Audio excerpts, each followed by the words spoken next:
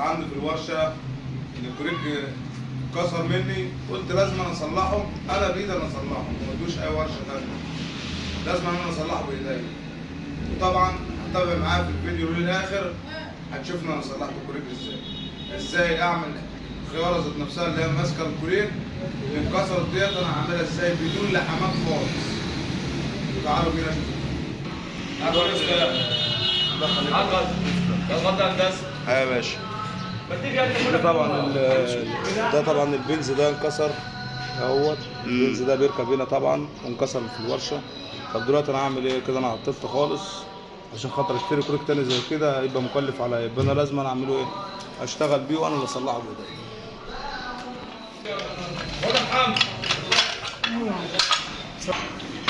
الكوريك ده مكسور من هنا، العلوه دي بتبات هنا انكسرت زي كده، فهناخد البسم ده نعمله على المخرطه. زوم ما تشوفوش بسرعه، طبعا انت هتقطع الفيديوهات دي وتظبطها.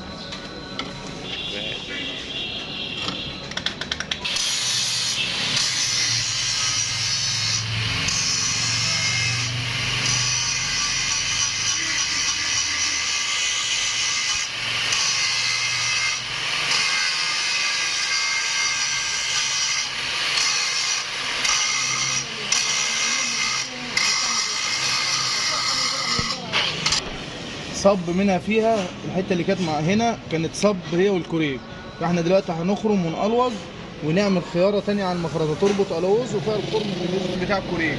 لو سمحت البستم تعالى هنا كده، ده البستم بتاع الكوريك اللي بتمساحه ده كده. الخياره اللي هنا اتكسرت، اللي فيها خرم كتيله اتكسرت، فطبعا احنا استعدلنا بالصاروخ وهندي زومبا هنا في النص ونخرم ونقلوظ ونعمل خياره تانية على المخرطه تربط ويبقى فيها الخرم اللي بيتيل.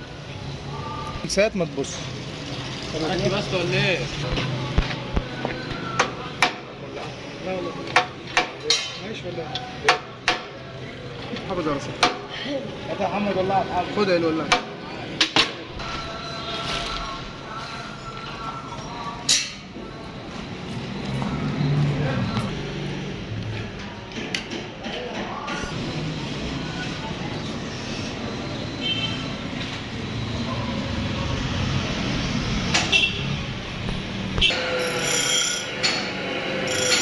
اللي بيركب فيه البنز اللي النص خالد هيحطوه دلوقتي اللي هو بيركب هنا، دي مكسوره اهيت، دي مكسوره لازم انا اطلعها الاول، اطلع التيله اللي هي ماسكاها الاول عشان تعرف تطلع اهي. شغل دلوقتي بص 8 ونص 8 مللي ونص في الشنيور عشان نقلوظ في ذكر 10 اللي هو يعتبر 17 مسمار 17. هنخرم دلوقتي هنا ماشي.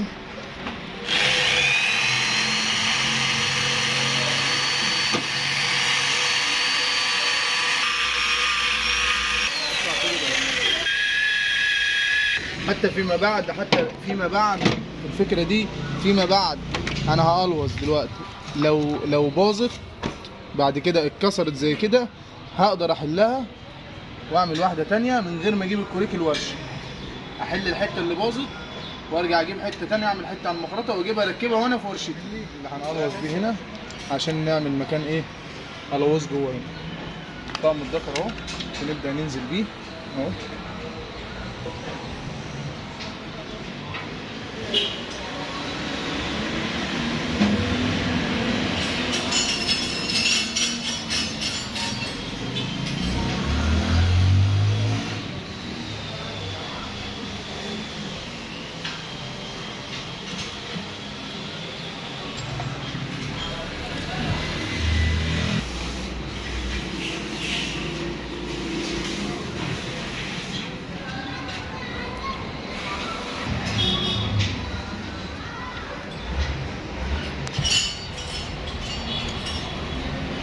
كده احنا قلوظنا هنا كده، المهمه هنا انتهت.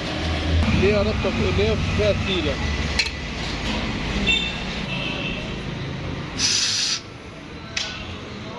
طبعا دلوقتي انا حضرات انا حبيت افور الكوريك عامه في قلب ورشه الخراطه، بحيث ان انا لو انا رحت لاي حداد عادي ممكن يعمل لي الحام يعمل لي اي حاجه، بس انا بحب اخش على التقنيه، يعني دي اسمها تقنيه حديثه.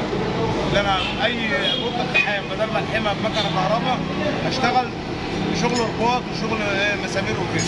اللي هو ده الألوظ مكان الخيار اللي انقطعت، وهنحط مكانها واحده رباط، بحيث لو انكسر الثاني اقدر اشيلها واطلعها واركب واحده غيرها مكانها. اللي هي اللي على المخرطه ماشي، اللي هي الالوز هيبقى هنا اللي هيربط في البستن، هيبقى بالشويه دول، وبعد كده نعمل الحته اللي هنا ونخرمها معايا خطوه خطوه.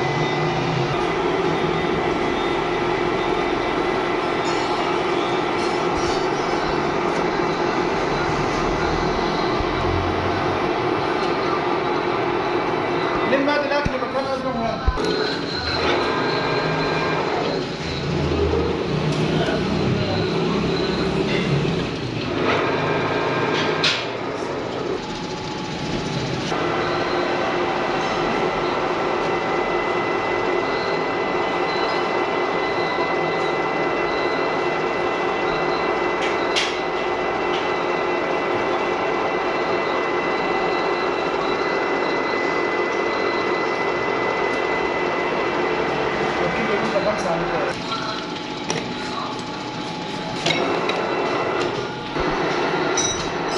الجزء المكسور في الكوريك اللي هو يعتبر الشويه دول بس، طبعا السن اللي احنا عملناه هناك اهو، ودول الشويه اللي زايدين اللي اتكسروا من الكوريك. فاحنا هنخرم دلوقتي خرم التيله ونثبت في البستن، وبعد كده نقطع دي. ماشي. ربنا يديك الشر يكون اهدى.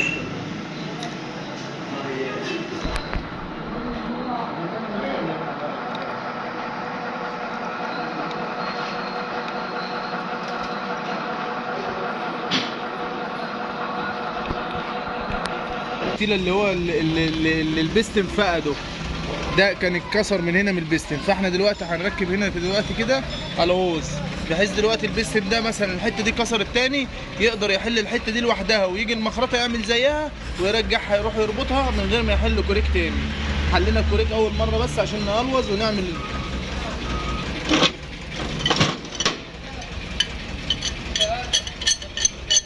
نزاع. نقدر نربط كده لغايه ما تربط للاخر.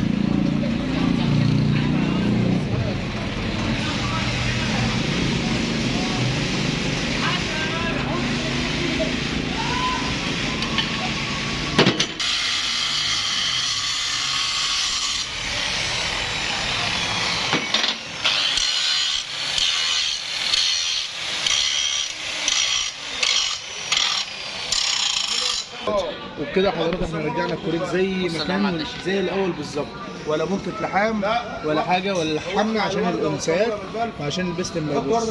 كده الحته دي اللي كنا